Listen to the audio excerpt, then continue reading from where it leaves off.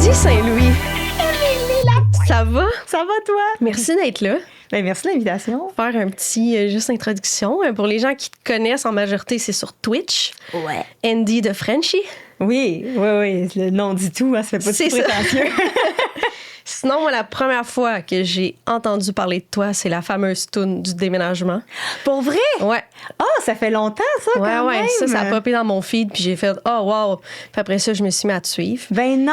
Après ça, on s'est mis à faire des shows ensemble. J'ai fait « Ah, oui. c'est la fille qui faisait cette toune-là! » Je savais pas! Ouais. J'apprends des choses dans la première minute de ton podcast. C'est un podcast éducatif. Après ça, on fait des shows ensemble, des fois. Oui. T'as encore ton piano. Oui. Ton piano est tout le temps là. Ouais, pas mal. Même que c'est la première fois de ma vie que je faisais une Saint-Jean avec quelqu'un qui avait pas une guitare alentour d'un feu, mais d'un piano. Oui, c'est vrai! Merci pour ça, d'ailleurs. Quel Saint-Jean, en plus, c'était... C'était vraiment le fun. Ouais, un gros feu. Puis effectivement, il y avait du monde qui avait des guitares, mais j'avais Toi, mon t'avais petit ton piano à piano. batterie. C'était malade. Ouais, c'était tellement le fun, ça. Fait que merci d'être là. On aime souvent commencer le podcast avec...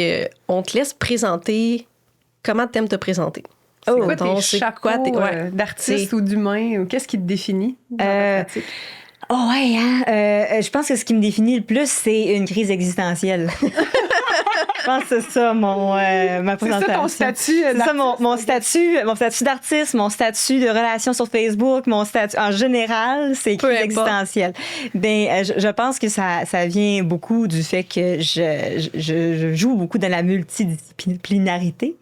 Disons, en fait, c'est C'est un peu notre point commun à tous c'est ici en ce ça, moment. hein, je pense. Fait que le fait que je sais qui je suis, je sais ce que j'aime, je sais ce que j'aime pas, mais je sais pas comment le présenter.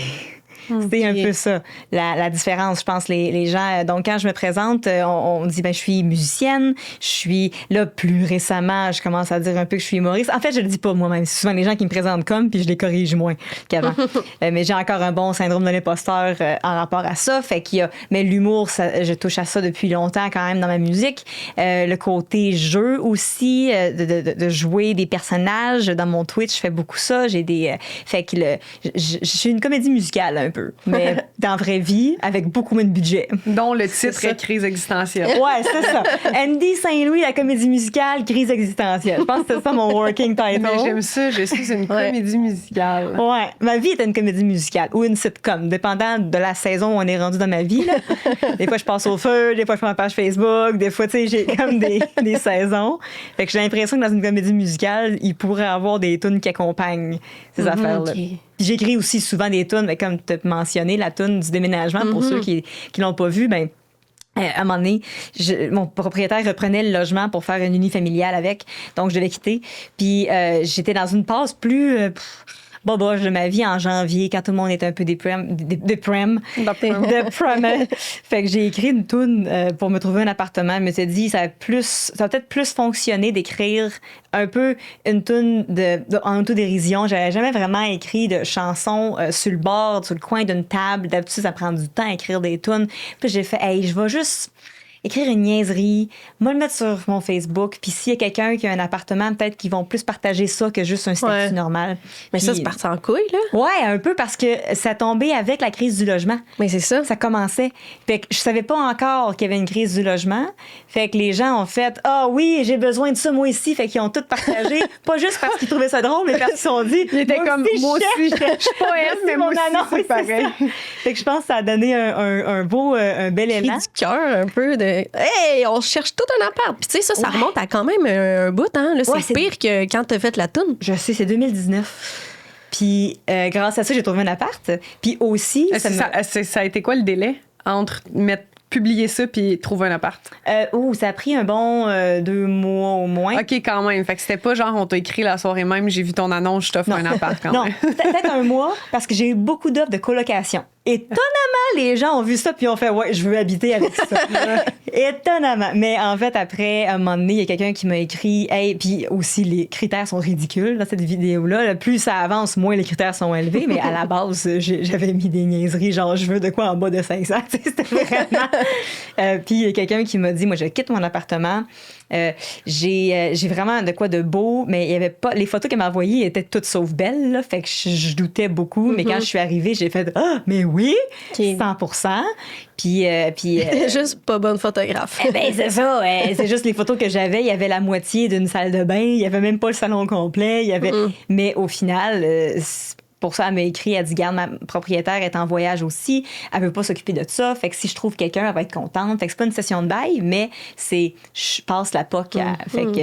Fait que ça m'a donné un peu le petit flag de ah, OK, ouais, écrire des niaiseries, ça se peut aussi pour Internet. Fait que c'était vraiment le début de mon de ma carrière de créatrice de contenu. OK. D'écrire des choses qui sont moins écrire une chanson complète, faire un album avec puis faire des shows avec. Fait que celle-là, je la faisais rarement en spectacle, c'était une annonce. Ouais. Mais c'était la genèse de toutes ces autres idées un peu niaiseuses. Ouais. D'écrire des niaiseries. C'est ça, de me dire, je suis pas obligée de passer 3 mois sur une chanson.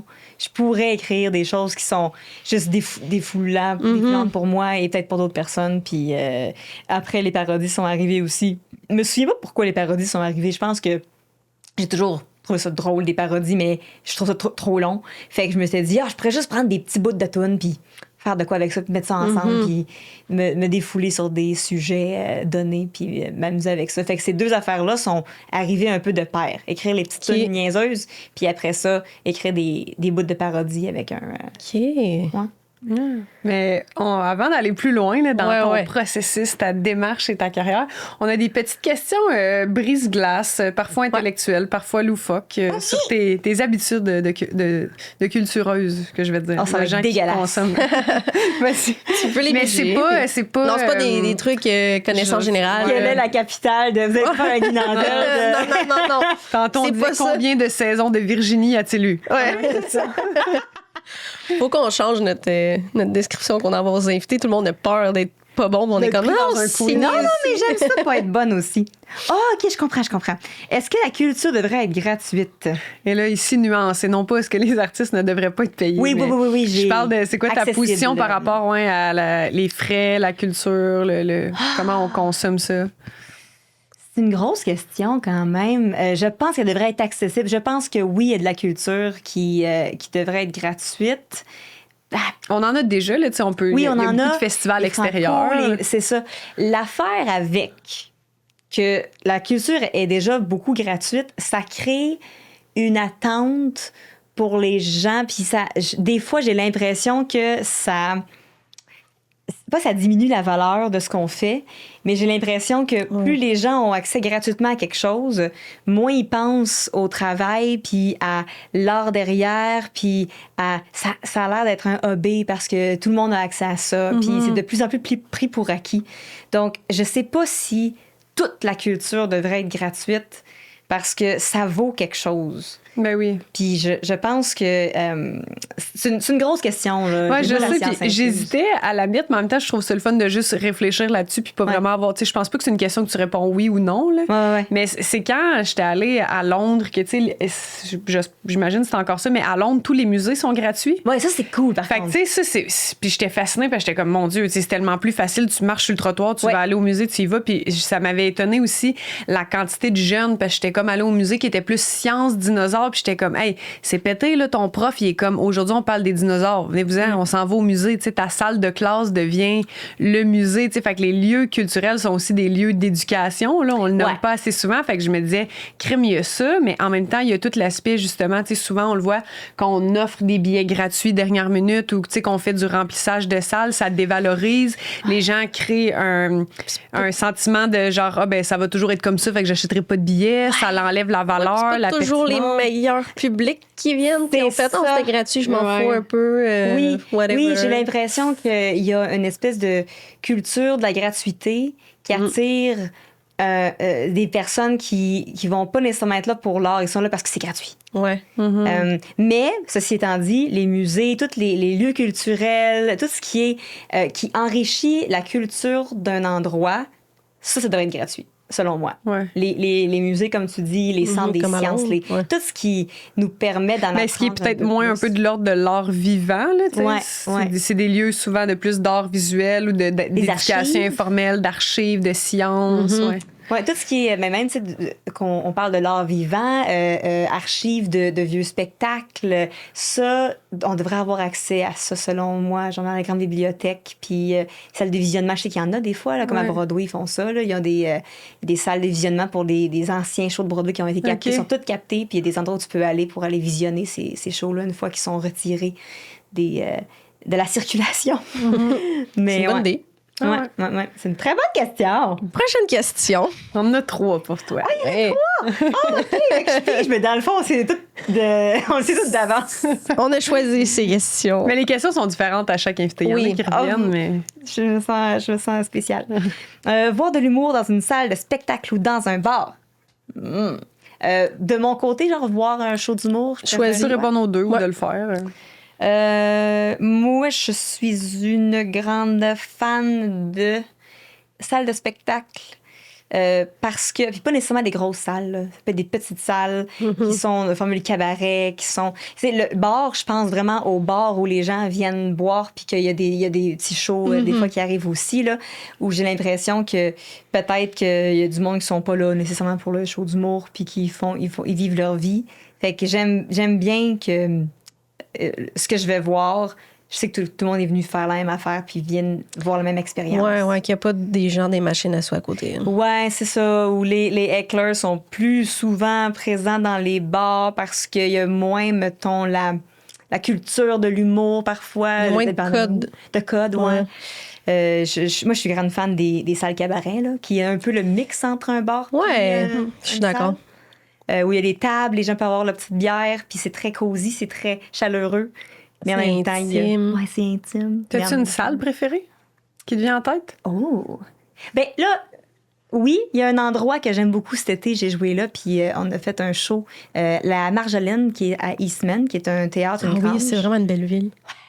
Puis il y a cette grange-là qui, elle a été toute rénovée en salle de spectacle, mais dans les années 60. Puis ils ont fait des shows de théâtre là-dedans.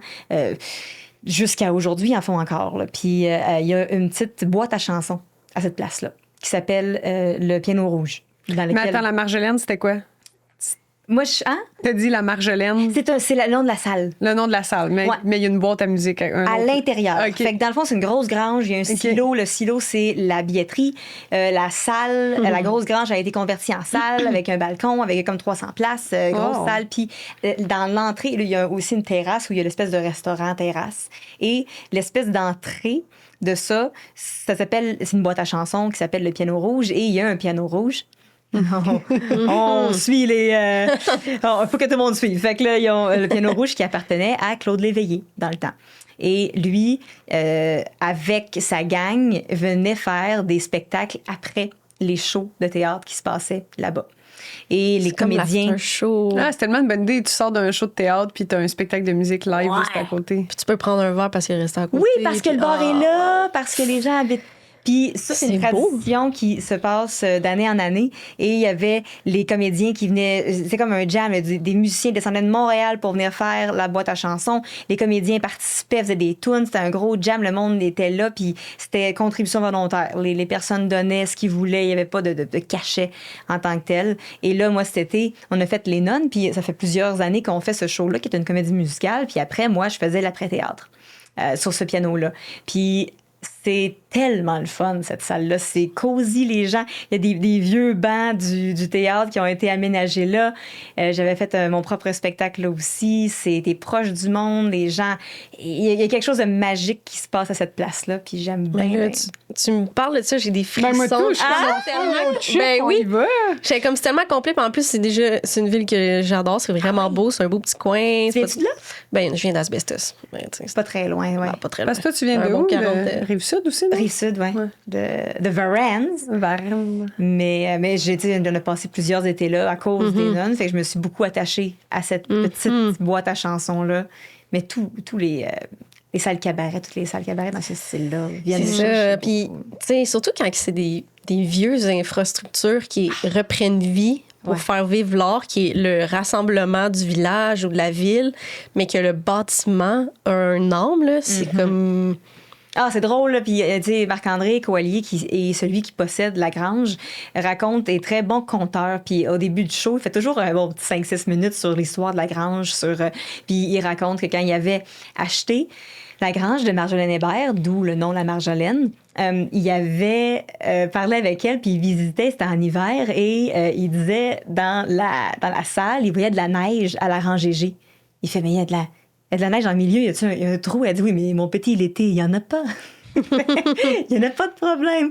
Fait que tout ça, puis à ce qui paraît, quand il y avait des gros orages, dans le temps, c'était en tôle, le toit. Oh my God, c'était le bruit. impossible. Fallait qu'il arrête la pièce. C'est sûr. Ils attendent que ça passe, puis ils repartaient la pièce. Ça fait... clair. Wow. La description de l'art vivant, là. C'est dans son état pur. Là. Bon, on va arrêter, il y a un orage. À son paroxysme.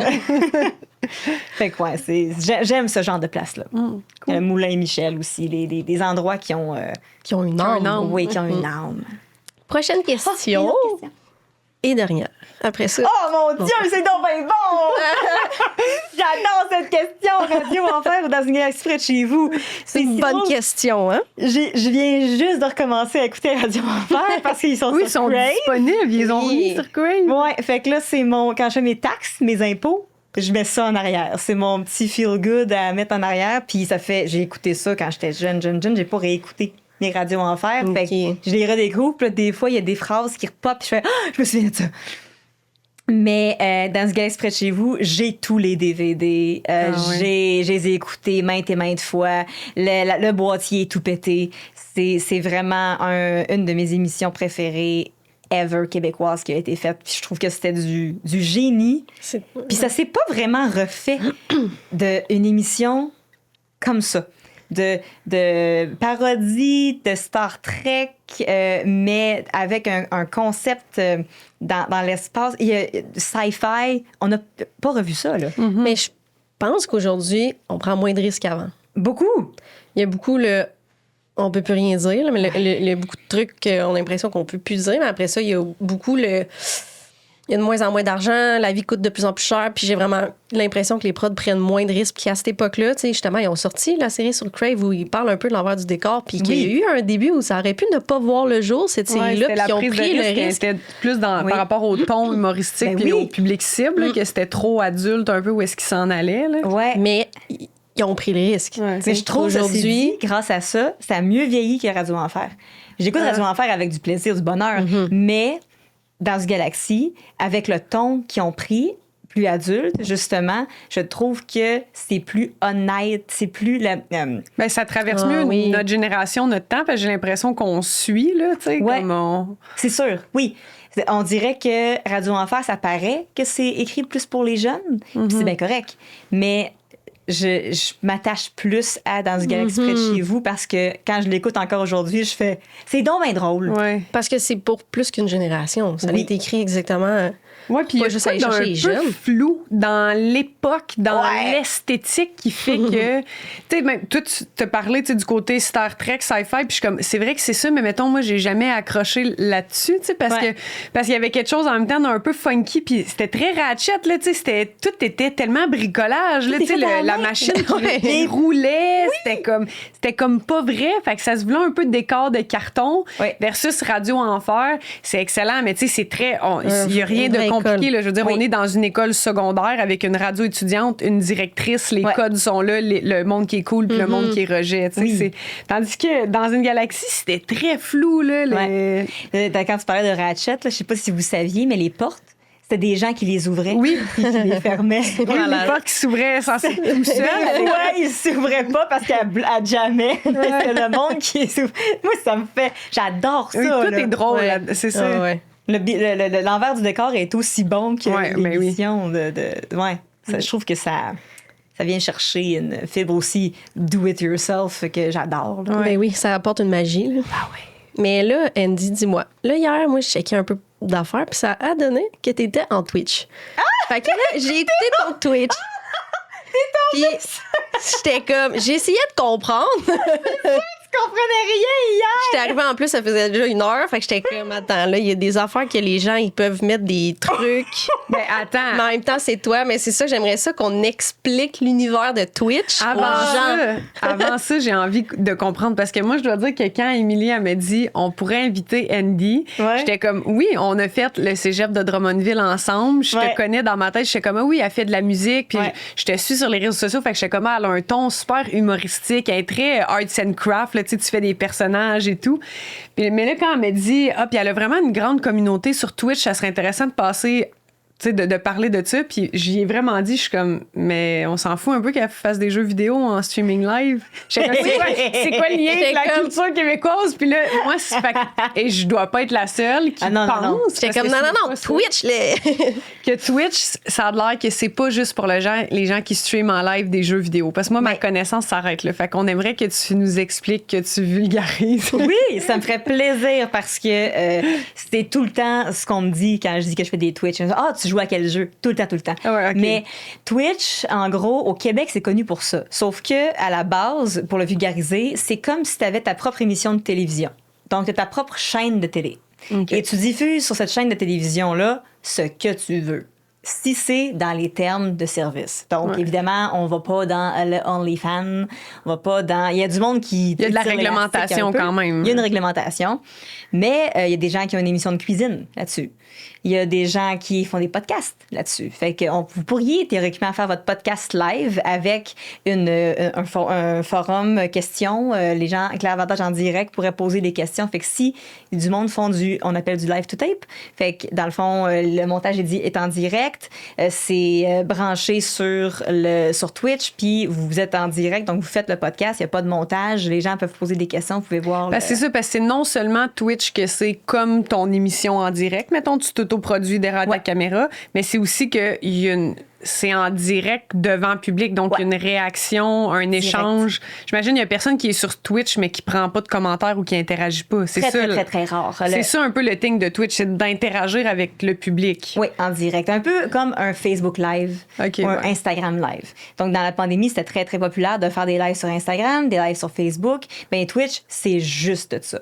C'est que la différence entre Twitch puis, mettons, Facebook Live, c'est que Facebook est une grosse patente. Tu peux aller voir les statuts des autres. Tu peux aller jaser avec le monde. Tu peux aller voir des vidéos. Puis, il y a des lives des fois. Twitch, il y a juste des lives. Donc, la rétention des gens est vraiment supérieure. Parce que si tu vas sur le site, c'est pour aller regarder des lives. T'as pas de pub, t'as pas de... Tu scrolls pas, il n'y a pas de photos. C'est ça. Il n'y a pas les profils des gens, très peu d'informations, sinon sur leur Twitch, si c'est des personnes, si c'est des streamers, si c'est des personnes qui font des lives. Donc, après ça, il y a du monde qui font des podcasts, du monde qui font de la cuisine, il y a du monde qui font on appelle du just chatting, fait que juste jaser avec les gens, jaser un peu de ta journée. Il y a du monde qui font des voyages, fait qu'ils s'en vont avec un backpack, un Wi-Fi qui peut être portatif, puis ils voyagent, puis les gens peuvent commenter ou voir un peu où est-ce qu'ils vont. Du monde qui font des chroniques culturelles, puis il y a de la musique. Fait que moi, c'est majoritairement de la musique que je fais là-dessus. Puis j'ai commencé parce que moi, je suivais du monde qui jouait des jeux vidéo, puis quelqu'un me dit, mais tu peux faire de la musique dessus. Puis je suis allée voir, puis je fais, OK, il y a vraiment des belles productions sur Twitch de gens qui ont leur studio et plusieurs caméras, puis ils font leur propre montage en live avec les gens qui les regardent, puis c'est vraiment intéressant. Fait que je voulais jouer plus de musique. J'étais dans une passe où je faisais des shows, mais je jouais pas pour moi tant que ça. Puis je voulais apprendre des nouvelles tunes. Je voulais perfectionner un peu mon piano, juste avoir du fun à jouer. Fait que je me suis dit, pourquoi pas faire ça live? Puis s'il y a du monde qui regarde, il y a du monde qui regarde. Puis sinon, c'est pas plus grave que ça, là. Je perds pas tant de choses que ça à essayer. J'ai déjà un peu de matériel de studio chez nous. Fait que j'ai commencé ça. Je jouais du piano, puis quand le monde rentrait, je discutais avec eux autres, puis je le faisais en anglais pour faire Il n'y a pas beaucoup de monde au Québec qui connaissent ça. Fait que des gens partant, je partais avec un malus si je le faisais en français. Tu parles de Twitch, il y a une moins grande communauté québécoise? Oui, dans le monde, il y a une moins grande communauté québécoise. Fait que, tu sais... Mais moi, hier, quand j'ai cliqué, je fais elle parle en anglais! Ouais. J'avais pas... mais là, après ça, en lisant le titre de ta chaîne, j'ai compris. Mais quand tu me parlais des Twitch, je savais pas cute que tu le faisais en anglais. Oui, parce que quand j'ai commencé, c'était tellement peu connu. Là, c'est un peu plus, mais c'était en 2019 que j'ai commencé. C'était tellement peu connu au Québec que je me tirais dans le pied si je commençais ça au Québec en français. Parce que je streamais aussi pas nécessairement tôt dans la journée. Fait qu'en France, ils me voyaient pas tant. Fait que je partais avec un gros malus. Là. Personne connaît la musique sur Twitch au Québec. Puis en plus, j'ai pas le reach des Français. Fait que là, je fais OK, non, on va partir à zéro, juste pour le fun. On va le faire en anglais. Puis advienne que pourra avec les gens qui sont là. Fait que c'est pour ça que ma chaîne est très bilingue. Puis au fur et à mesure, il y a des gens québécois qui sont ramassés sur la chaîne. Puis j'ai jamais de commentaires de tu devrais parler français. Parce que la convention sur cette plateforme-là, c'est qu'on partage avec des gens de partout dans le monde. En tout cas, dans mon cas, c'est ça. Il y a des gens de l'Espagne, il y a des gens de la Hongrie, il y a des gens du Texas, il y a des gens du Québec, il y a des gens de l'Australie des fois. Puis je trouve que ça rend ça riche parce que c'est des personnes qui parlent plein de langues différentes. On a l'anglais en commun où on peut tous se débrouiller. Puis aussi, j'ai un stream par mois qui est en français et on va avoir aussi un stream hebdomadaire en français pour essayer de... Parce que ça reste que je suis québécoise puis que je suis fière de ma langue. Puis je chante mes chansons en français dans le stream aussi. Fait que ça, c'est le fun parce que les gens apprennent mes tunes qui sont en français. Puis ils découvrent la langue à travers toi. C'est le fun qu'il y ait ce mélange de culture-là. Là. Ils sont à l'autre bout. Puis je sais, je vais en parler un peu, mais quand on était au chalet ensemble cet été, t'es parti parce que t'allais rejoindre des gens de partout dans le monde parce qu'il y avait une petite réunion au parc des gens sur Twitch. Le Kingdom Con. Fait que je trouvais ça vraiment beau que les gens se déplacent. J'aimerais ça que t'expliques un peu cette espèce de bulle-là qui s'est faite. Ben, je pense que... Tu sais, aujourd'hui, on est beaucoup sur la culture de la quantité. Combien d'abonnés t'as? Combien de personnes tu rejoins? Combien tu peux vendre? Puis, moi, ça me rend vide, cette culture-là du nombre. Puis, mon Twitch, l'affaire, c'est que comme tu regardes quelqu'un durant 1 heure, 2 heures, 3 heures, des streams, moi, ils durent entre 3 puis 5 heures, dépendamment. Ben c'est ça, là, hier, j'étais pognée, ça faisait 1 heure, j'ai écouté 1 heure, puis à un moment donné, j'en avais vu un autre sur YouTube, ça durait 4 heures, je fais, OK, c'est pas la fin, là. Je vais aller faire dodo. Oui. Fait que je suis partie, 4 heures que t'es en performance, dans le fond, là. C'est un show que tu fais. C'est pas une derrière après l'autre. Il y a du jasage avec les gens dans le chat, il y a des activités. Mais quand même, t'as quand même une posture d'entertainer, non? D'animateur. Tu sais, même s'il y a une réponse avec le public, je veux dire, les gens sont là pour toi. Fait que t'as quelque chose, faut que t'offres quelque chose pendant 4 heures. Oui, c'est un échange avec ce que les gens... quand t'es arrivé, je sais pas qu'est-ce qui arrivait, mais peut-être qu'il y avait des alertes, là. Peut-être qu'il y avait des alertes. OK, c'est genre... Là, j'ai compris que les alertes... Il y avait des alertes, puis les alertes, c'était des toits qui jouent des affaires. Fait que je me suis dit, mais le matériel... Ben, c'est elle qui joue un bonhomme. Oui, j'avais des personnages. Qui pop. Fait que là, j'étais comme... Mais ça, c'est du contenu qu'il a fallu que tu filmes avant. Oui. Pour que ça apparaisse dans ton écran. Oui, en fait, j'ai des personnages. C'est énormément de contenu, là. Oui, j'ai fait ça beaucoup en pandémie. J'avais beaucoup de temps à perdre. J'ai un écran vert aussi, puis beaucoup d'idées. Fait que j'ai des personnages, puis en gros, mettons, pour que les gens... Mais c'est ça, pour qu'il y ait du matériel pour 4 heures de temps, je ne veux pas faire de la musique durant 4 heures de temps, je serais brûlée raide. Fait que j'ai créé un genre de système de si jamais tu veux encourager la chaîne, tu peux donner de l'argent et il y a plein de montants spécifiques qui vont faire apparaître quelque chose sur la chaîne. Par exemple, Chantal, tu l'as peut-être vu hier. Chantal, c'est mon entraîneuse, mais c'est toute moi là, qui est déguisée en personnage. Puis Chantal... J'ai vu Chantal. C'est sûr que tu as vu Chantal, elle est apparue beaucoup trop hier. Puis elle peut faire d'exercice. Fait que pour 22,22 $, hier, il y avait un événement spécial, fait que c'était moins que ça. Mais elle apparaît, puis il y a comme 13 ou 15 différentes Chantal. Au hasard, il y en a une qui apparaît, puis là, elle me crie de faire des jumping jacks, ou elle me dit de courir, ou elle me dit de faire des push-ups, puis elle est sur le stream. Ça, c'est des vidéos qui apparaissent dans l'écran en même temps que toi, t'es là. Il y a une vidéo préenregistrée qui pop, dans le fond. C'est ça. Sur écran vert, donc c'est juste le personnage que tu vois. Ouais, fait que tu vois Indy en arrière, puis là, tu vois Chantal, il est comme, allez, mais tu sais, découpé, là, puis tu vois Indy en live qui fait ce que la madame dit, mais qui est elle. Moi, je suis les instructions du personnage. Ouais, c'est vraiment un autre univers. Les gens cliquaient là-dessus, puis là, ça popait. Puis là, j'ai compris que c'est les gens qui décidaient qu'il y avait ça. Puis là, t'es comme, faut qu'elle le fasse pour réussir le défi. Le monde paye à chaque fois, dans le fond. Oui. Mais des fois, j'en donne des affaires qui arrivent, comme hier, vu que c'était la finale de ma saison. C'est comme une émission de télé pour moi, fait que j'ai traite en saison. Ben oui, ben oui. D'ailleurs, c'est la finale de la saison 5. Fait que pour 7,77, t'avais une alerte random. Fait que ça pouvait être Chantal, ça pouvait être Stéphane. Stéphane, c'est le beau gosse qui crouse tout le monde. Fait qu'il y a des pick-up lines. Fait que là, lui, il apparaît puis fait une pick-up line aux gens. J'en ai comme 52 de ceux-là que j'ai enregistrés. Fait que toi, il y a une journée, tu t'es enregistré ton personnage de Stéphane qui fait 52 pick-up lines, puis là, t'as ça en banque pour les shooter. C'est ça. T'as combien de personnages? Je les appelle mes cousins. J'ai Chantal, Stéphane, Suzy, Cynthia, Cunégonde, ça c'est la grand-mère. Puis je pense que ça c'est les cousins principaux. Okay. Genre la grand-mère, les 4 cousins. Il en manque une. Céline. Ah oui, la fuckers. Céline. Fait qu'on est 6. Fait qu'ils ont toutes comme leur personnalité propre. Stéphane, c'est le tombeur. Suzy, c'est l'enfant. Elle s'est fait kidnapper à un moment donné. Puis il y avait une saison complète que c'était fallait trouver Suzy. Là. Je faisais de la musique encore entre-temps.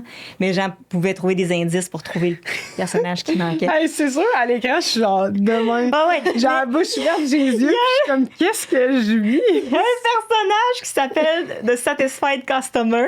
Puis c'est drette à ta face. Okay. Genre, on le mettra, là, je vous l'enverrai. Là. Il y a un screenshot, là, puis c'est... Ah oui, on peut-tu les mettre pendant l'épisode? Oui, j'aimerais ça qu'on ait Chantal qui pop sur l'épisode pendant qu'on le fait. Je vais tout t'envoyer des trucs, puis tu mettras ce que tu veux. Parfait.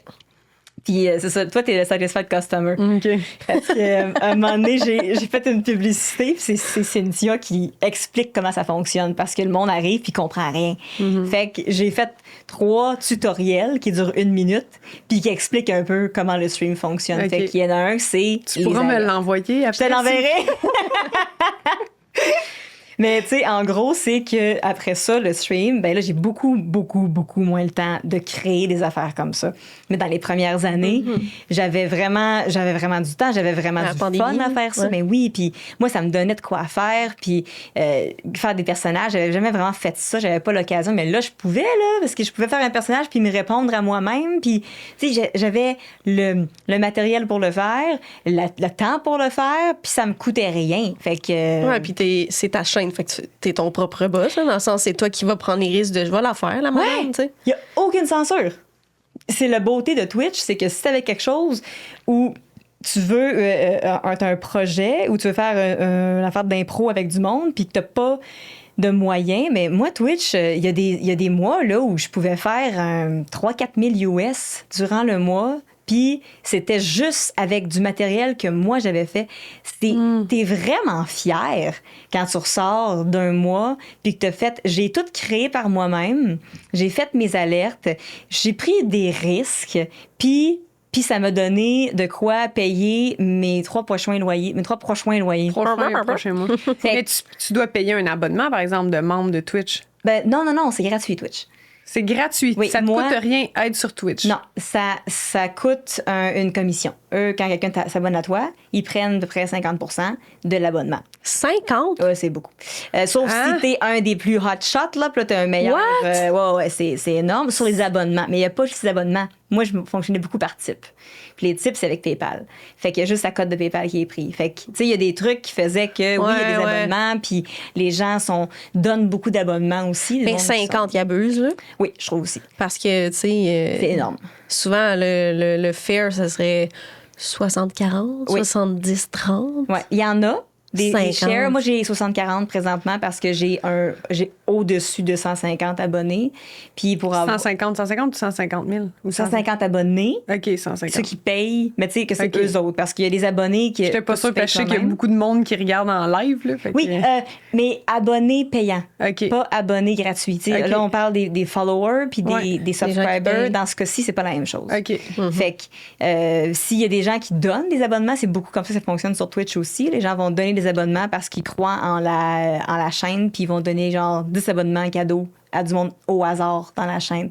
Fait que c'est souvent des mécènes qui vont faire le 80% de l'argent que tu vas faire sur Twitch. Fait que c'est des gens qui vont donner aux autres et qui vont te donner de l'argent un petit peu plus. plus que les abonnés directs. Mais tu sais, si t'es capable d'avoir des abonnés directs après un certain temps, un nombre, ben là, t'as un meilleur cut. Mais ça reste que pas beaucoup. Ça reste abusé quand même. Ça reste abusé. Ah, mettons, parce que tu sais, tu fais autre ben, t'es une artiste à l'extérieur de Twitch. Là, aussi, c'est une plateforme comme une autre sur laquelle tu t'exprimes. Ouais. Tu dirais que ton revenu que tu fais sur Twitch représente combien de pourcentage de ton revenu annuel? Aujourd'hui, là, on arrive à ma 6e année bientôt. Là, fait que c'est une longue vie sur Twitch, là, 6 ans. Puis j'ai pas le temps de me réinventer autant qu'avant. Fait que là, on est rendu à peut-être 30-40% de mon revenu annuel sur Twitch. OK. Le reste, c'est avec avec les shows live, Ouais, en les vrai. shows là. live, puis mes contrats D'artistes. Ouais, d'artistes généralement, je pense. OK. Mais quand même. Oui. Ça, c'est un bon chunk. Ça payait comme je dis, ça a payé mon loyer durant vraiment longtemps, puis ça continue de... Je le fais plus pour l'argent. C'est plus comme ma job principale. Il y a un temps où c'était ça, ma job principale. Surtout en pandémie, là, j'étais rendue all-in là-dedans. C'était juste ça. Mais aujourd'hui, je change un peu la façon dont j'interagis avec. Je le fais pour des fois écrire du matériel. Tu vas roder tes affaires. Ben oui, un peu. Puis en fait, moi, ça m'a permis de beaucoup roder sans m'en rendre compte. Tu sais, je fais du loop. J'ai une pédale de loop. Puis j'ai commencé à faire des shows avec la pédale de loop maintenant parce que je me suis tellement habituée, puis je suis tellement rendue plus à l'aise que c'est moins un gros saut de le faire sur une scène. Parce que tu l'as pratiqué. Ouais. Puis de répondre beaucoup aux gens dans le chat, là, c'est en anglais, pas dans ma langue principale. Ça a développé ma répartie énormément parce que je faisais ça en direct. Je faisais des mash-ups avec des demandes spéciales du monde dans le chat. Puis là, je fais ça sur scène aussi. Parce Là, que les gens te font des danses spéciales de musique. Ouais, le monde me lance. Toi, tu l'as déjà vu, je Ben pense, oui, je l'ai vu. Ouais, non, mais j'aime ça. Quand j'arrive sur un show puis je sais que t'es là, j'adore ça. Mais aussi, juste, même quand je suis pas sur scène, j'avais vu ton show Minifest. C'était avec. le show d'impro? Ouais. Oh my God, j'étais tellement stressée. J'avais eu du fun au bout, là. J'étais comme. Mais ça, c'est Twitch mis sur une scène. Ce que j'ai fait, là, c'est drôle ça. J'avais fait le monde a mis des chansons sur des papiers. Ouais. Puis moi, j'avais des défis sur du papier. Puis je fais ça sur Twitch des fois. J'ai des défis comme, mettons, il y en a un, c'est traduire la chanson au fur et à mesure. Fait que genre, tu piges My Heart Will Go On, puis tu piges la consigne, traduis-la au fur et à mesure. Oui, je la lis, puis là, je suis comme, OK, tous les soirs dans mes rêves, puis là, il faut que je la fasse. C'est bon! Fait que c'est ça. Fait qu'il y a plein de défis. Fait que là, ce soir-là, on pigeait une toune, puis on pigeait un défi. Puis là, il fallait que je le fasse. Ah, c'est bon. Donne-moi un autre exemple. Je trouve ça intéressant. De défi, mettons. OK, il y en avait un. C'était... je me souviens qu'on a fait. C'était faire une toune avec mon pied gauche. Ah oui! Il fallait que je joue la main droite, puis c'est le pied gauche qui faisait la main gauche. C'était ridicule. Sinon, qu'est-ce que je fais souvent? Faire un mash-up de 2 tunes qui existent. Fait que tu prends 2 chansons, puis ils sont probablement improbables, là, genre Les Rois du Monde, puis Coton Watté. Puis là, il faut que tu fasses... Choisis le beat. Je choisis. Ben, en fait, je prends une des tunes, puis là, il faut... Soit qu'il y en a 2 défis différents que tu peux faire avec ça. Tu chantes une tune sur la chanson de l'autre. Sur les paroles sur le beat. Sur le beat de l'autre. Ou il faut que tu mettes les 2 ensemble, puis que ça marche. Puis qu'on passe d'une tune à l'autre, puis que ça se mixe bien. Ah, mon Dieu, mais moi, je tellement ça que t'aies ton piano. Je veux voir La porte à Saint-Jean sur le bord du feu, mais pas au podcast. Ben, il est dans mon char. Si jamais vous voulez. Mais ouais, je trouve ça cool à faire. Oui. Mais là, en décembre, en tout cas. Oui, ben, je vais peut-être faire ça en décembre. Mais oui, en décembre, elle vient à ma soirée. Mais tu veux pas chauffer l'hiver, mais elle va être là. Mais je pourrais faire ça. Un spécial Noël, là. Je trouve que Sherbrooke... Ben moi, Regarde, je respecte mes limites. Okay? Ben oui, dans les dernières années, j'ai décidé de me mettre sur la route dans des conditions météorologiques le soir qui me tentaient pas. Ouais. Je sais pas pourquoi je m'infligeais ça. Fait que de me dire que je vais aller voir un show à Sherbrooke au mois de décembre, je suis pas une bonne idée. Je comprends. C'est là que j'en suis dans ma vie. Je comprends. Mais je veux vraiment te voir en show parce que moi, avec la danse, j'aime vraiment beaucoup l'improvisation. Là. C'est quelque chose que j'ai développé dans les dernières années. Autant de le transmettre, de guider des gens, de découvrir qu'est-ce que ça veut dire pour eux d'improviser, de trouver leur style en danse, de creuser c'est quoi l'impro, mais aussi moi de le faire sur scène. J'adore ça. Je serais curieuse de le voir dans d'autres disciplines parce que je le vois souvent en danse ou en théâtre, là, les ligues d'impro, là, plus en parler, mais en musique... Mais moi, j'adore ça. J'aime ça. J'ai hâte que tu viennes à Sherbrooke en plus. On sent que t'es vendu. Je sais. Moi, ça me terrifie, l'impro. Ça me... Ah ouais, en plus, ça chier paraît des pas. tacs. Ouais, Ah, ouais. mon Dieu. Ben, Mais là, quand tu merges les deux tunes, mais pourquoi tu le fais? Parce que ça me terrifie. OK. Parce qu'il y a quelque chose qui te fait grandir quand tu fais de quoi qui fait peur, puis ça te confronte, puis ça te rend meilleur. Parce qu'une fois que tu l'as fait, on dirait que t'es pas mort. ouais, je Fait comprends. que de Je sais juste pas si t'es loin un peu Je suis un peu loin. du micro. Je vais Ouais. me rapprocher. Mais ouais, il y a... ce côté-là est un terrain de jeu où, quand même, il y a des barèmes. Ouais, parce que t'es derrière ton piano, là, entre guillemets, Oui. dans le sens que ça, tu le contrôles, le piano. Oui, puis les tunes existent. Puis Ouais. c'est pas j'improvise une tune sur le fly. Oui, c'est un impro Ouais. structuré. Il y a C'est des ça. consignes, des codes que Ouais. toi, tu es familière avec, mais ça reste que tu sais pas où c'est que tu t'en vas nécessairement. là. Ouais, c'est ça. Il y a une partie d'impro. Un peu comme j'ai travaillé au village québécois d'antan à Drummondville. Puis ça, c'était mon petit saut dans l'impro. Mais ça reste que t'as un personnage. Puis il y a une histoire générale. Il y a une époque.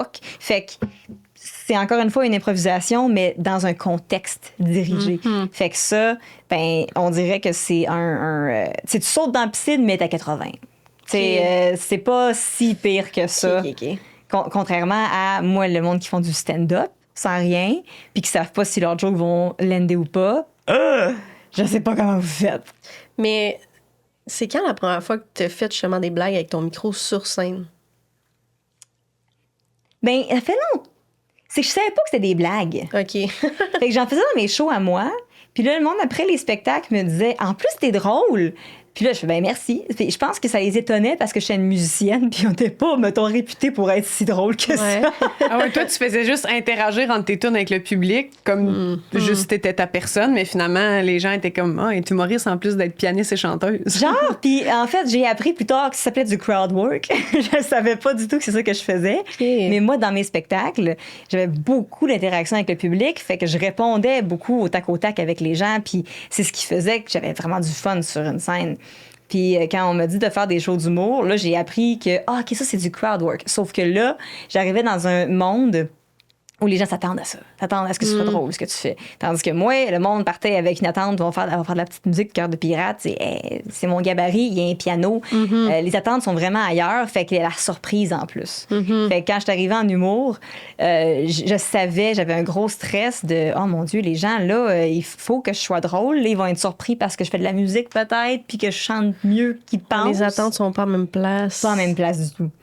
Mais moi, c'est ça que je trouve fascinant là, avec l'humour, honnêtement, c'est que l'attente, elle est très claire, contrairement à d'autres types d'art vivant. Tu sais, parce que la musique, la danse, le théâtre, le cirque, ça peut t'amener dans plein d'environnements, puis dans un même show, tu peux vivre plusieurs gammes d'émotions, puis même un spectacle qui aura un ton plus narratif peut avoir des... pas plus narratif, je veux dire, mais plus humoristique pour avoir un passage plus deep ou plus intellectuel. Mais quand tu t'en vas voir un show d'humour, tu t'attends à une seule chose et c'est de rire. Ouais, c'est ça. Puis C'est vrai. c'est confrontant. C'est beaucoup confrontant parce que, tu sais, comme j'ai mentionné, mon show, c'est une crise existentielle. Fait que c'est pas un plan, c'est pas rire, c'est pas pleurer, c'est un mélange de tout ça. Fait que là, Tu ça parles fait... le show que tu tournes actuellement ou que Oui, tu crées? ce que Ouais. je monte Ouais. présentement, c'est ça. Fait que je suis pas en écriture humoristique tout le temps. Fait que là, ça fait 2 ans, mettons, que je fais de l'humour, que je fais des soirées d'humour. Puis là, on m'invite dans des soirées, puis après 2 ans, j'ai pas tant de nouveaux stocks drôles punché. J'ai du nouveau stock qui est sympathique, puis tu sais, un peu drôle quand même, parce que c'est mon thème, mais des stocks punchés, des 30 secondes, tu sais, ce qu'on attend de l'humour musical, Ouais. c'est pas ça que j'écris, parce que je l'écrirais juste pour les soirées d'humour, alors que je l'utiliserais pas dans mon show. Fait que j'arrive à une étape dans ma vie où ça marche dans des places que j'ai pas encore joué, parce que les gens vont découvrir le stock que j'ai du stock drôle. Là. Mais tu sais, j'en ai pas non plus 1 heure, c'est pas 1 heure d'humour que je fais. C'est un mélange de tout ça. Puis même les tunes que j'ai, il y en a qui sont drôles dans leur tout, mais pas si tu prends juste un petit bout, là, il y a pas un punch à la 30 Il y a un secondes, contexte, 15 secondes. là. C'est ça, il y a un contexte, puis ça qui fait que c'est le fun. Fait que il y a une espèce de petit décalage des fois entre moi, puis pas le public nécessairement, mais c'est arrivé que j'ai fait un headline, un 30 minutes, puis ça avait full bien été. Puis j'ai fait un headline 2 semaines après, puis le monde ont été un peu déstabilisés par le fait que c'est... oui, mon 30 minutes, c'est du stock qui est majoritairement humoristique. Mais ça reste que c'est aussi de la musique. C'est parce pas que du stand-up. t'as toujours ton piano avec toi sur scène. Ouais. C'est ça. J'aimerais ça peut-être faire un numéro sans le piano, là, mais il faut vraiment que j'ai les bonnes jokes puis la bonne façon de l'apprivoiser. Puis je pense pas que je suis assez bonne par moi-même. Peut-être pas ça le mot, là, mais que j'ai pas l'expérience assez pour écrire du stock juste par moi-même. Je pense pas que je suis drôle. T'aurais en besoin de écriture. plus d'être encadré pour créer quelque chose qui est juste pour l'humour. Oui, c'est ça. J'aimerais ça, Ben, là. Je veux juste corriger. Tu dis que tu penses pas que t'es drôle. Je pense que t'es drôle, là. C'est juste si t'es habitué de jouer avec ton piano.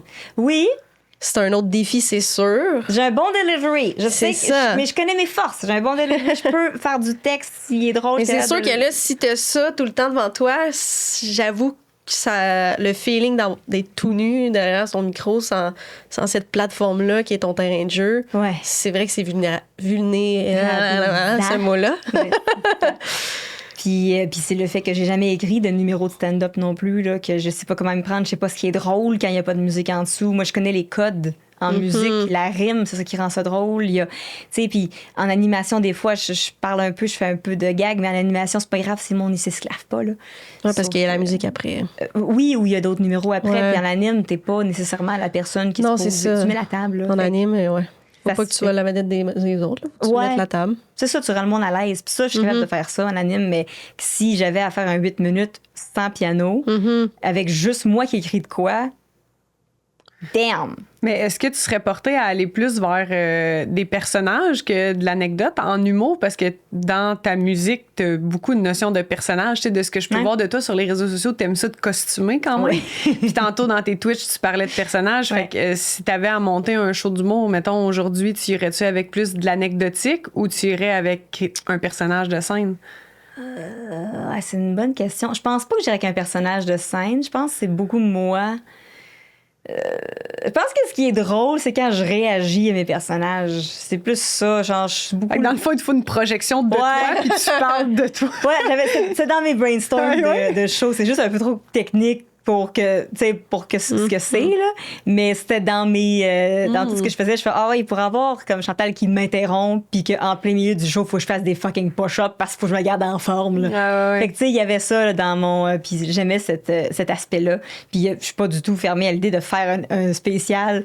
C'est Twitch crash la vie d'Andy. Puis les gens ont le pouvoir de faire apparaître des personnages de leur téléphone dans la salle. Puis que moi, je C'est sûr fais que des... ça se fait. Ben Ça oui, serait ben oui, drôle c'est sûr. de Ben, faire de quoi de genre. le monde aime.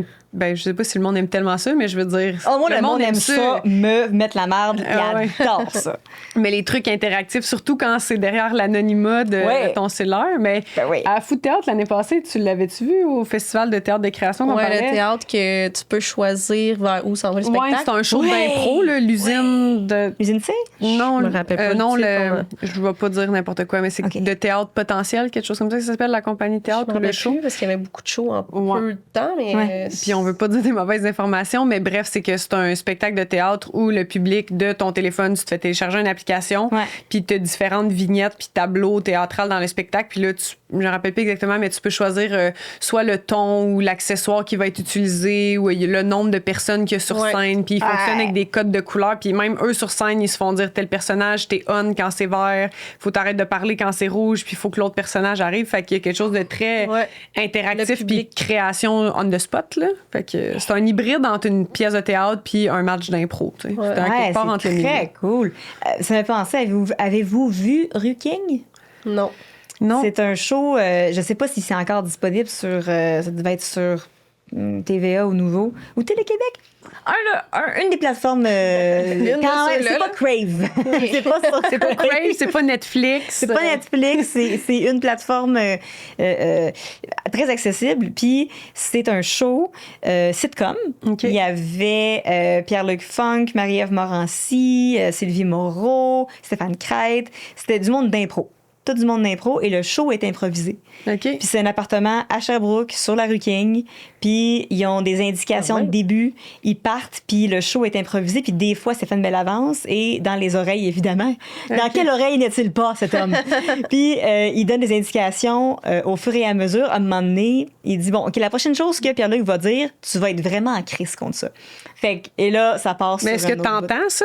Oui, nous, en tant que public, une fois de temps en temps, puis c'est pas abusé du tout. Là. Ouais. C'est juste une fois de temps en temps, il va juste Le pour mettre. donner un petit kick de plus à. Ah ouais. Et là, il Jamais vu donne ça. des cues aux gens qui rentrent, puis les gens savent pas trop. Ils ont comme le squelette un peu de ce qui va se passer dans l'émission, mais c'est eux autres qui improvisent là-dedans puis qui s'en vont. C'était-tu enregistré devant le public? Je pense que oui. Il me semble que c'est le genre d'émission qui Ouais, file un peu ça, devant les le public caméras, là, ça pour doit être C'est avoir un... sitcom, fait que je pense que oui, de mon souvenir. Puis j'ai tellement aimé ça, ce genre de concept-là. Je trouve ça tellement intelligent. Les gens se mettent en danger. Moi, ça me motive. C'est sûr que c'est terrifiant, là. Ouais. Mais j'aimerais ça, justement, là, pendant qu'on parle d'émissions de télé puis d'improvisation. Hein? Vous voyez le lien ici, les filles? Wow, le segway! Les deux, vous avez fait des émissions dans votre domaine, avec le piano, avec la danse, puis les deux, vous avez choisi d'un peu le faire à votre façon avec le côté improvisation. J'aimerais ça que vous parliez de votre expérience puis de tout ça. Ben oui, Si on parce peut que mettre les pour gens en contexte. clarifier, l'autre jour, j'ai envoyé à Émilie la bande-annonce de Piano Public. J'étais comme, ça a l'air nice. Nouvelle émission, c'est animé par Viviane Audet, si Oui. je me trompe pas. Viviane Audet, Grégory Charles, puis toujours une autre personne. Ce Ouais. sont deux principaux. Puis là, j'ai vu la bande-annonce, puis c'était comme compétition de piano à travers le Québec. Puis j'étais comme, c'est nice comme compétition. Ça... Puis tu sais, ils vont dans le concept des pianos publics aussi, là, fait que c'est filmé en extérieur. Si je me trompe pas, tu sauras nous le dire. Puis là, tantôt, elle m'a dit, Andy, elle va pouvoir nous en parler. Sur le show. Puis là, elle m'a dit que t'avais improvisé. Puis j'étais comme, parce que moi, j'ai fait Révolution, la saison 4. Ben, concrètement, je l'ai pas faite. Je me suis pas rendue assez loin, là. Mais en tout cas, je l'ai faite, là. Mais tu l'as fait quand même. Oui. Mais tu sais, le fameux, il y a des codes pour se dire que t'es vraiment dedans ou... Ça m'énerve. T'as quand même fait deux perfos. Ouais. Deux perfos, T'sais, t'étais dedans. 5 jours de Ben tournage, oui. 2 perfos. Non, mais c'est ça, là. j'ai aussi improvisé. Fait que, Oui, mais c'est quoi qui a fait que tu as décidé d'improviser, toi, sur ton. Et puis c'était quoi le processus derrière? Ouais, ben en fait, tu sais, c'est contact comme bien des épisodes, là, je pense. Des fois, les prods rentrent en contact avec certains artistes, certaines personnes pour t'inviter ou te dire, hey, as-tu considéré? Tu sais, ça pourrait être le fun. Fait que moi, je m'étais dit, quand j'ai eu cet appel-là, puis je me suis dit, où est-ce que je suis dans ma carrière, je pense que je peux le voir comme un nouveau défi. J'avais vraiment peur, là, parce que je veux dire, de la TV, c'est pas ça que je fais habituellement. Là. Je suis vraiment habituée d'être sur scène, mais c'est aussi que moi, je fais des œuvres de danse contemporaine qui durent 1 heure là, et non pas 1 minute 25. Fait que tout du format m'effrayait, mais comme toi, je pense que des fois, c'est le fun de sortir de notre zone de confort. Puis j'avais un petit peu de préjugés, disons-le, par rapport à l'émission de TV à TVA qui met en valeur le milieu de la danse, qui offre une vitrine, mais peut-être pas de la façon que je voudrais qu'on la mette en valeur. Ou tu sais, je me demande si ça sert vraiment le propos, si c'est pertinent. Mais en même temps, j'ai full de reconnaissance pour les gens qui vont là. Fait que je me suis dit, au lieu de parler à travers mon chapeau, je vais aller le vivre, puis après, je saurais comment en parler puis savoir qu'est-ce que j'en pense. Puis j'avais quand même un petit push d'encouragement de mes élèves et de ma famille qui était comme, pourquoi tu fais pas Révolution? Fait que j'étais comme, je vais piler sur mon ego là, qui dit qu'il est pas assez bonne pour faire ça puis qu'il a pas sa place puis que c'est pas mon monde puis je vais y aller. Mais je me suis dit, mais je vais le faire à ma façon, en fait. Puis ça reste que Révolution, c'était quand même une émission qui met de l'avant la virtuose de la danse, faut le dire. Là. C'était axé beaucoup sur, on encourageait les gens à creuser leur côté artiste puis à faire preuve de musicalité, d'originalité. Mais ça reste que quand une émission est basée autour de faire une photographie et d'avoir un moment en image figé, on est dans quelque chose de plus virtuose. Il faut aller chercher des grandes formes du corps, des mouvements impressionnants. Puis en solo, déjà, le défi est très difficile. Là. Tu peux pas faire rien qui est de structure, de corps, de lift, de portée avec personne. Ouais. Puis je m'étais dit, moi, je vais me dénaturer si j'essaie de me chorégraphier un solo où mon objectif, c'est d'impressionner. Parce que dans la vie, je danse pas pour impressionner et je ne pense pas que je suis une danseuse impressionnante d'un point de vue athlète. Là. Oui, j'ai des atouts, mais j'ai pas la jambe dans le front puis je fais pas de 10 pirouettes. Là. Puis je suis pas une gymnaste non plus. Il y a une nuance aussi à avoir. Là. Je ne suis pas acrobate, je suis danseuse. Ouais. Fait que, Ça bref, vient tout ça d'ici. pour dire... Non, c'est avec l'émotion Avec qui est les là. Fait que tout ça pour dire que je me suis dit, si je vais à Révolution, je vais le faire à ma façon. Et ce que je pense qui me met en valeur, puis que je vais trouver mon bonheur là-dedans, c'est d'improviser. Parce que ça peut pas être plus moi, fait que je me dénaturerai pas. Puis peut-être que le petit aspect qui va venir impressionner les gens ou faire original ou me distinguer, ben ça va être cette prise de risque-là, tu sais. Fait que c'était ça. Puis à l'audition, je m'étais plus ou moins préparée un peu, puis j'avais comme chorégraphié, mettons, 30 secondes, puis je m'étais dit, je vais improviser, j'adore improviser. À l'audition, là, avant la TV, là, parce qu'il y a une audition Oui, en amont, pré-audition. la pré-audition. Puis quand ils m'ont pris pour aller à la TV, ben je me suis dit, ben parfait, ben est-ce qu'on peut garder mon concept? Puis je dois le dire, là, tu sais, la prod a été vraiment fine avec moi, puis super ouverte. Fait qu'ils ont dit, ouais, on est game, on va proposer ton concept. Fait que dans le fond, fallait quand même une structure. Tu sais, tantôt, on parlait d'impro structuré, là. Ça peut pas être n'importe quoi, là. C'est quand même à TVA, là. Ouais. À TV en général. Fait que j'ai choisi 3 chansons. Puis dans le fond, le concept, c'était qu'on allait les mettre dans un bol. Puis une des jeux, j'allais piger ma toune. Puis ce moment-là était très live. Fait que moi, j'ai quand même pu me préparer sur ces 3 tounes-là. Mais je voulais pas trop me préparer parce que je voulais pas chorégraphier sur 3 tounes non plus. Là. Oui. Fait que j'ai eu une préparation, puis la journée même, ça s'est vraiment passé. Tu sais, je le savais pas ça d'avance. Je suis vraiment montée sur scène, elle a pigé, puis je me suis placée, puis j'ai fait mon impro. Là. J'ai écouté cette performance-là hier. Puis j'étais comme... J'ai eu envie d'aller me reclaquer la saison complète, mais j'étais comme into it parce qu'en fait, on en parlait souvent. On avait déjà parlé, puis j'étais comme, en fait, je l'ai jamais vu. Puis là, je la cherchais, puis t'es comme, c'est sur Instagram. Puis là, je suis allée la voir, puis j'étais comme... Mais je vais aller regarder Wow. ça. C'est vraiment beau. sûr. Parce que moi, ce que j'ai trouvé vraiment impressionnant, c'est la toune qu'ils ont pigée. C'est une toune d'Émile Proucloutier, Ah oui. qui est beaucoup C'est des Force chansons Océane. à texte. Fait que je trouve ça vraiment impressionnant qu'elle ait dansé avec autant d'émotion dans un truc que Ouais, c'est je mets presque en un très grands slam, guillemets. Là, je veux pas dire qu'il n'y a pas de beat, là, parce qu'il y a du beat, mais vous comprenez, là, un beat de danser, mettons. là. Oui.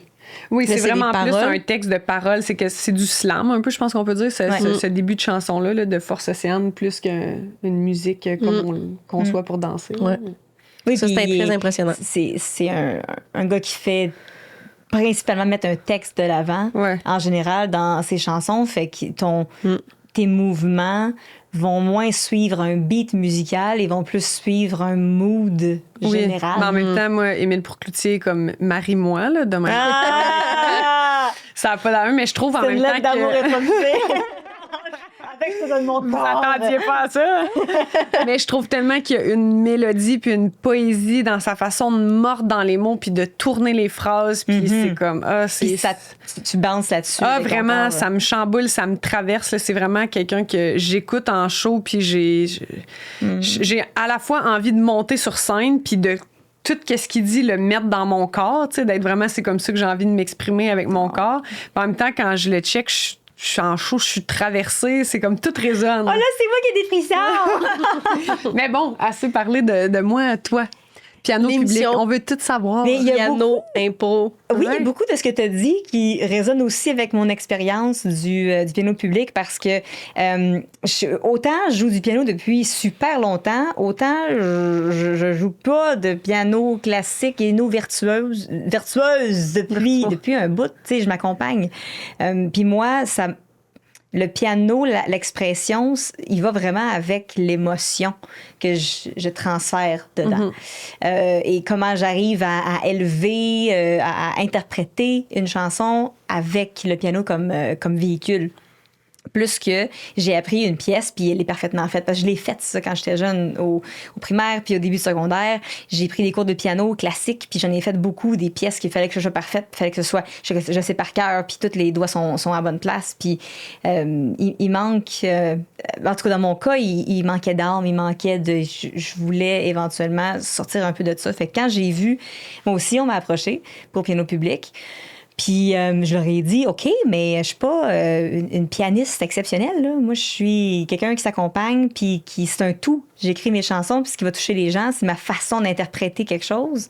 Fait qu'ils ont dit, on veut quelque chose, puis je leur ai parlé. Tu sais, moi, ce que j'aime le plus faire au piano ces temps-ci, c'est improviser. Puis ça, c'est la partie d'improvisation qui ne me fait pas peur, c'est improviser au piano.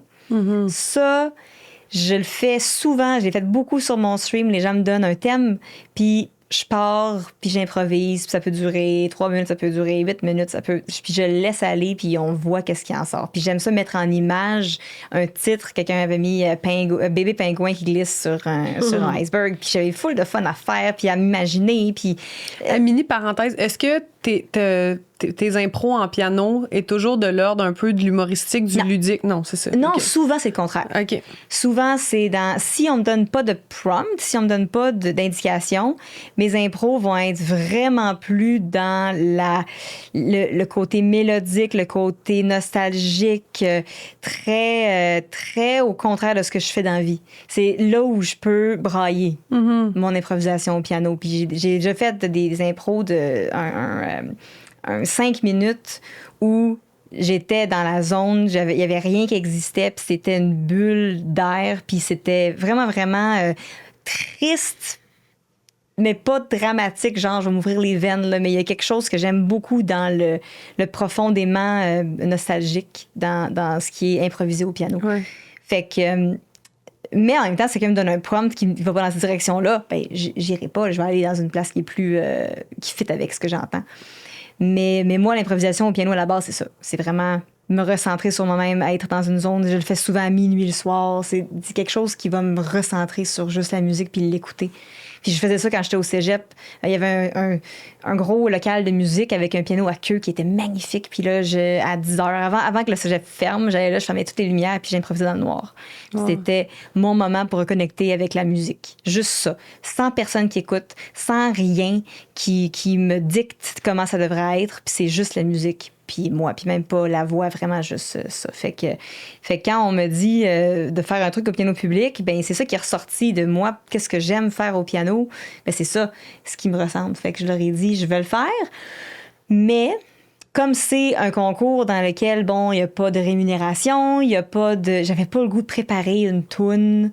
J'avais pas le goût d'apprendre quelque chose que j'allais peut-être pas faire de la meilleure façon. Oui, ben c'est intéressant ce que tu dis parce que je pense que les gens, des fois, on peut peut-être oublier qu'avant de se rendre à la TV puis d'être dans une émission ou une compétition artistique, que ce soit rémunéré ou pas, une fois que tu es sur scène, une fois que tu passes à la TV, rares sont les moments où tout le avant, t'es rémunéré. Puis quand t'as déjà un statut puis une carrière d'artiste professionnel, c'est comme, tu sais, pour quelqu'un qui est amateur mais qui a envie d'aller plus loin ou pour quelqu'un de la relève ou un jeune, c'est super bénéfique. Mais quand quelqu'un a déjà sa place dans le milieu mais veut vivre d'autres défis, de la formation continue, de l'apprentissage, t'es comme en dilemme de genre, ben là, moi, je suis déjà en répète, là, j'ai déjà un show. Mais là, il va falloir que je me loue des studios, fait que je paye, et que je sois pas payée, que je dépense de l'argent pour peut-être que ça m'apporte de quoi, mais peut-être qu'en bout de ligne, ça va rien m'apporter aussi. Fait que il y a quand même un petit gamble là, quand tu as un statut d'artiste d'accepter ces invitations-là au niveau du temps, de l'investissement. Faut que tu le réfléchisses. Là. C'est définitivement quelque chose qui,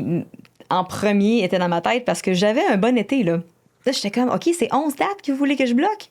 Puis je ne serais pas payée pour ces dates-là d'un coup. Oui, parce qu'il faut que tu bloques tout. Parce que si tu te rends loin, il ne faut pas que tu arrives à mi-chemin et tu fais ça. Mais fuck, je suis en tournée en Colombie-Britannique, je ne peux pas retourner. Exactement. Ben, c'est ça. Les gens ne comprennent pas qu'il y a 11 dates. Ah, c'est pas beaucoup, c'est 11 jours. Non, c'est 11 possibilités que tu manques un contrat payant. Exactement. Tu peux peut-être être un contrat payant qui paie ton mois, là. C'est ça, parce que... Puis, ceci étant dit, cette production-là cherchait des pianistes amateurs. C'est juste que dans le lot, ils ont reach out, ils ont parlé à des gens qui sont dans le domaine professionnel aussi. Fait que moi, ils m'ont contacté, puis je pense qu'ils voulaient avoir un mélange, puis avoir des sure shots. Comme, tu sais, si tu fais une émission de télé, là... Tu veux être sûr qu'au moins, il y a un épisode avec quelqu'un qui est bon. T'sais. Mais oui, c'est ça, puis c'est pas nécessairement bon par rapport au talent, mais je pense par rapport plus à la notoriété puis à l'expérience, parce que des pianistes amateurs, il y en a des aussi bons que des professionnels. Mais je pense que à la TV, on n'a pas le choix de jouer sur le visage connu aussi. Là. Pas nécessairement juste le visage connu, mais des gens qui sont habitués de faire ça. Tu sais, tu veux des gens qui... De la télé, là, tu vas vouloir de différentes personnalités. Tu vas vouloir du monde casting, de casting. C'est une question de... Puis tu sais, c'est correct. Je suis très en accord avec le fait qu'ils peuvent aller à la pêche puis chercher du monde. C'est juste que c'est un... Je leur ai dit, OK, moi, j'ai des shows. Puis je peux pas annuler ces shows-là. Puis il y a des affaires que j'avais prévues que je je peux jouer un peu autour, mais fait que, tu sais, on est arrivé à... Ils ont été super fins. Honnêtement, la production est vraiment gentille. Puis ils sont vraiment fins sur comment j'ai été entourée pour l'événement. Puis je l'ai faite. Puis j'ai vraiment... Je suis arrivée, j'ai demandé aux gens, puis il n'y a pas vraiment de flafla autour. Les gens s'installent. Il faisait chaud ce jour-là, c'était à parce que ça se Trois-Rivières. passe, c'est ça qui est différent peut-être des autres émissions de compétition là, artistique, c'est que ça se passe pas sur une scène ou dans une salle ou dans un studio de tournage, c'est dehors. Dehors, puis autant la journée, on était là longtemps, là, autant le tournage, ça a été expéditif, les amis. Là. Genre, j'en ai fait là, une couple d'émissions là, de compétition et ou autres, puis que c'est long, puis c'est interminable, t'as les entrevues, puis tout. Oh non, les autres, c'était bang, pif, paf, pouf, tu joues, il n'y a même pas d'intro. Ton nom apparaît sur le piano, c'est ton tour. Fait que là, tu y vas. T'es comme, OK! Fait qu'au moins, ça, puis en plus, ils m'ont accommodé, ils m'ont mis en premier parce que j'avais un show le soir à Laval, puis j'étais à Trois-Rivières pour l'entrevue, pour le truc. Fait qu'ils m'ont mis en premier. Après ça, je suis partie. Fait que, tu sais, ils ont vraiment tout fait pour me mettre à l'aise. Et je suis arrivée, j'ai dit au public qui était là, c'est bien au public, il y a un public, et c'est eux qui ont donné un thème. Puis après ça, moi, j'avais 1 minute 40 pour jouer. Mais ça, c'est spécifique à ta performance, le thème. Oui. Dit, oui, c'est juste moi qui ai décidé de faire oui, ça. c'est ça. Les autres D'habitude, avaient... les gens arrivent, jouent leur... Oui. En fait, c'est qu'habituellement, les gens arrivent comme à Révolution, à n'importe quelle compétition, préparés avec un numéro. Oui, c'est ça. Mais toi, tu t'es dit impro, même chose, le public, t'es allé avec un thème. Oui, parce que c'est ça qui me représentait le plus présentement dans qu'est-ce qui me touche au piano. Ouais. Puis aussi, ça me demandait pas de préparation. C'est niaiseux, mais si je peux faire de quoi de gratuitement... Ben ça me sauve tellement de stress d'avant, de je vais-tu faire la toune comme faut, comme j'ai pratiqué. Là, je peux pas la faire comme faut, comme j'ai pratiqué. Pas pratiqué. Je sais pas ce que je dois faire. Je me lance dans le vide. Mais moi aussi, c'était ça. Avec le monde, il me disait, t'es tellement courageuse, t'es tellement brave. Tu sais, il a fallu quand même que tu prépares 3 tunes, que tu... Je suis comme, ouais, mais le potentiel que je me trompe, j'ai dit, si je m'étais pratiqué des pirouettes, puis j'avais scrappé sa scène, ça serait gênant.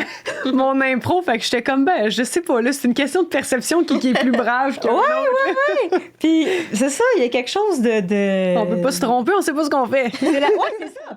C'est la perception du monde. J'espère que tu te plantes, là. Ouais. Mais c'est pas grave parce que t'as pris... Il y a la magie d'avoir pris ce gimbal-là. Ben ouais.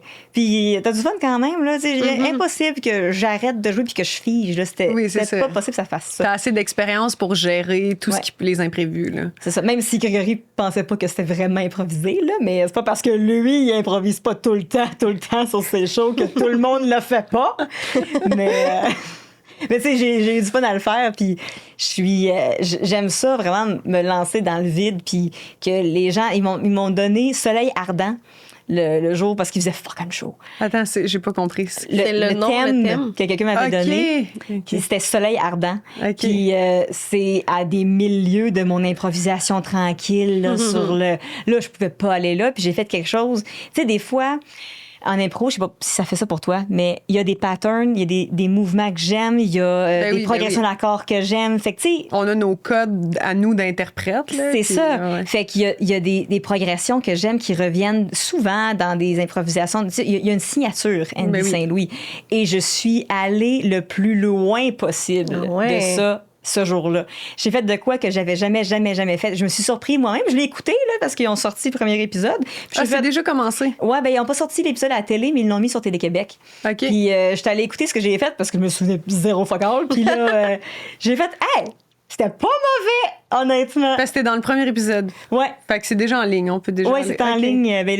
Quand est-ce qu'il sort le podcast? On sait pas encore. Quelque part entre septembre et décembre. Fait que définitivement, ce sera. Ça va être en ligne. Oh, la première on essaie, c'est ça. C'est qu'on le sait pas, on le sait. C'est juste qu'on essaie d'accommoder un peu tout le monde qui ont des dates de sortie pour essayer que tout le monde puisse promouvoir leur affaire. Là, mais... Je comprends.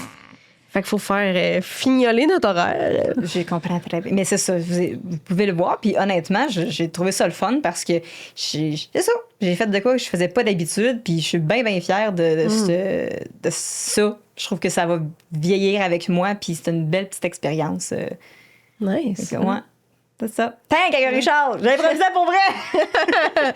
Non seulement t'as improvisé, mais t'es allé ailleurs de tes codes que tu connais intérieur. C'est un autre niveau, là. Ouais, j'étais vraiment fière de ça, de l'avoir fait, puis de me permettre d'aller là. Bravo. Ouais. Merci beaucoup, j'ai juste fait ça pour que vous m'applaudissiez. Est-ce que tu avais temps une dernière file. question, un sujet que tu voulais aller avant nos recommandations? Non, moi, je voulais surtout parler de Twitch, puis de... Non, on a Non, réussi. ça va. On a réussi à parler de tout. On termine toujours nos épisodes en laissant l'artiste nous dire ses recommandations culturelles. Ça peut être du moment, mais ça peut être aussi des incontournables, des trucs à venir. Québécois, je suppose. Ouais, idéalement. Le plus possible, oui. Dans ta On série n'est pas Netflix habillés tout en bleu. On est... J'aime bien Peanuts. En fait, j'ai commencé la saison 2 de Inspire, Expire, puis c'est bon. J'aime tellement ça. C'est vrai que c'est bon. Sur, tout point Crave. sur Crave, OK. Il est Ah, sur c'est Crave.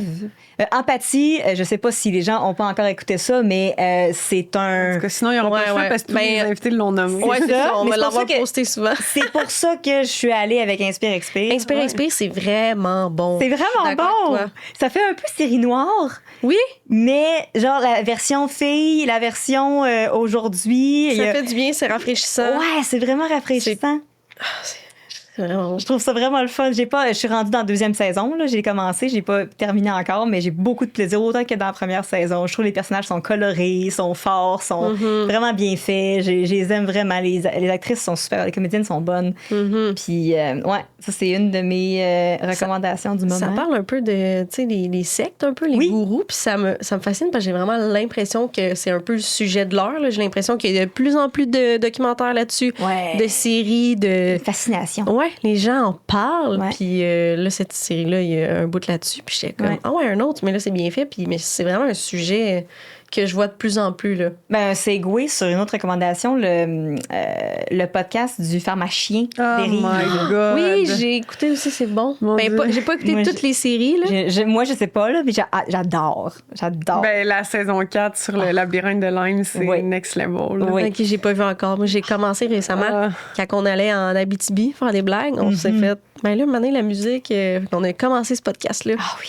Mais la C'était première comme- saison, c'est justement sur une secte. Mais moi, quand t'as Ouais. dit ça m'a fait penser. Ouais.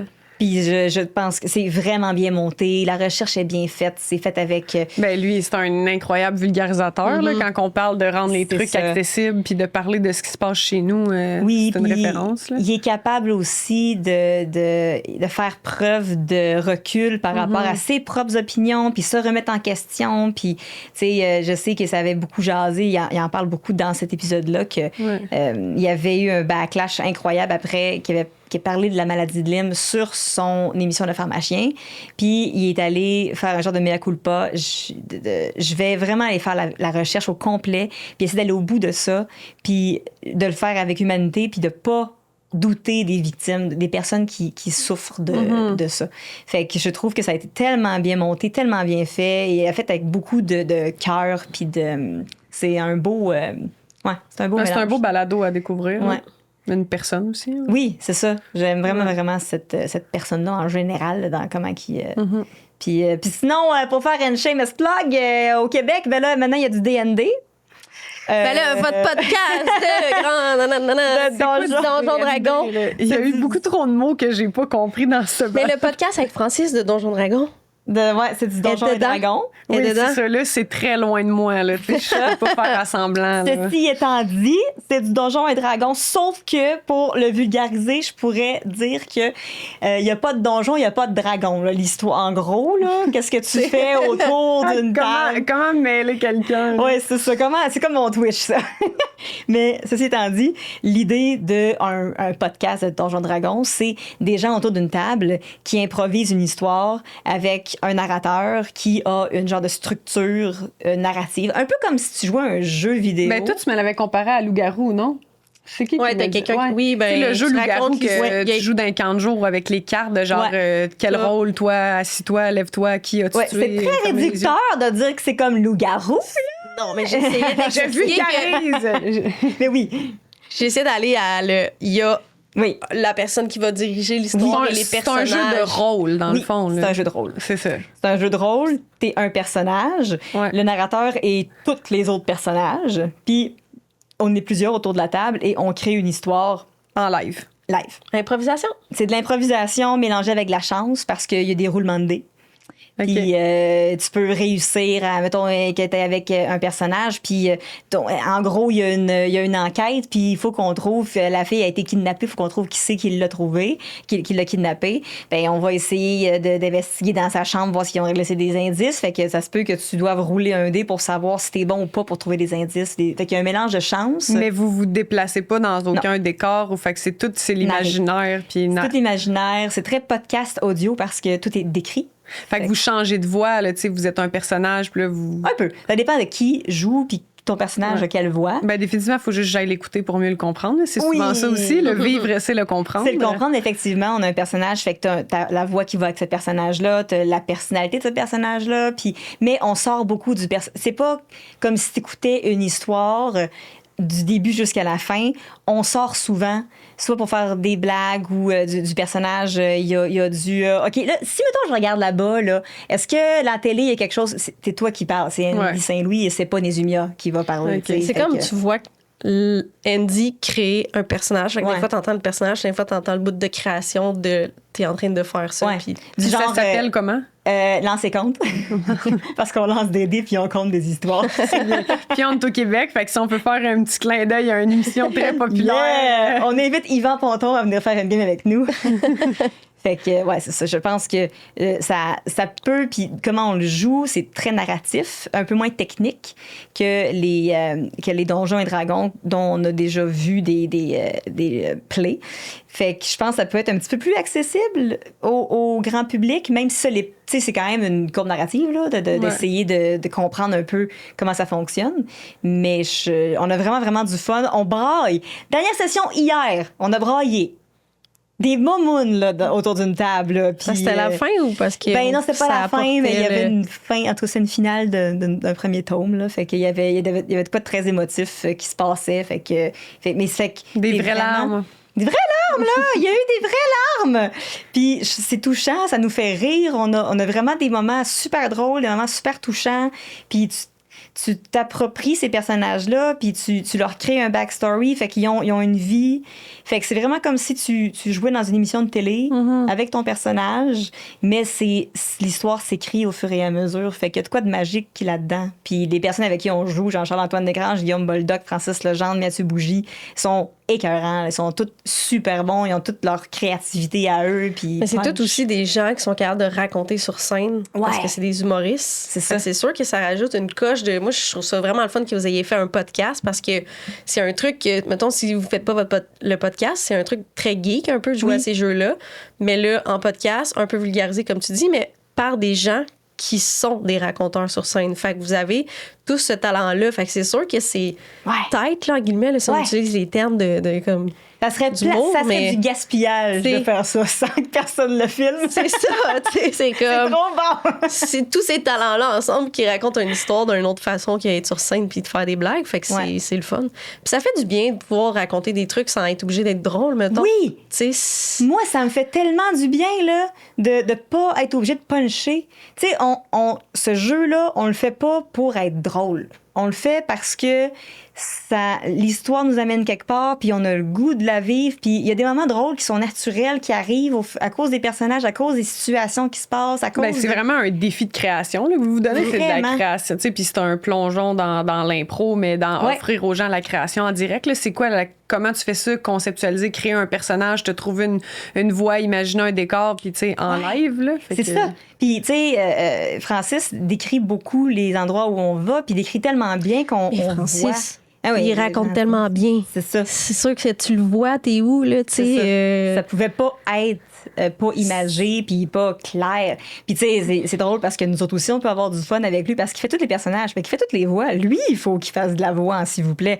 Fait que moi, mon personnage, elle peut parler aux animaux. Fait que je parle à tous les animaux que je rencontre. Que Francis y fait? Oui! Hey, Francis faire un pigeon, là, c'est drôle en tabarnak. C'est vraiment bon, là. Fait que Francis qui fait un chien, qui fait un écureuil, qui fait... moi, là, ça me fait rire, là. Fait qu'on a vraiment beaucoup de fun à essayer de faire des petites jambettes, nous autres aussi, là, puis de jouer. Je veux juste avec qu'on précise, là, mais c'est Francis Legendre qu'on parle parce que je pense que c'est dans notre épisode de nous deux, en tout cas, qu'on a parlé de son show. Puis Oui, ben moi, je suis fan de lui. ça. Là. Fait que, ben j'écoute toutes ses vidéos, ses sketchs de genre si telle affaire était genre.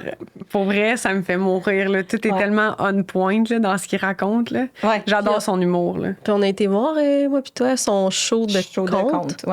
Qu'il était terrifié à faire puis qu'il a dit qu'il ne referait jamais, mais qu'on était comme non, faut que tu refasses ça, là, voyons. C'était magique.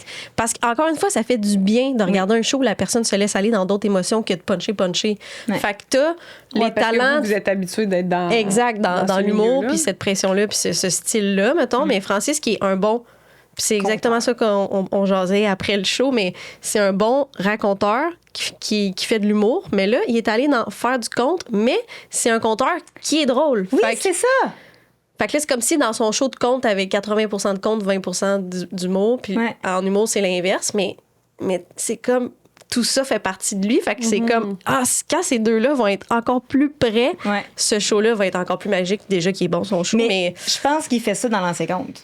Je Un pense peu. que ça... Parce qu'il y a autant de drôle que de narration puis de création. Puis je pense qu'il y a un bel amalgame de ces univers-là qui se mélangent. Ben, c'est pas des jokes qu'il fait, là, mais il y a... mais un mélange d'émotions. Ouais, c'est ça. Puis il y a des moments vraiment drôles, là, avec tout ce qui se passe autour de la table. Fait que je pense vraiment que ce médium-là est une belle façon de l'inclure.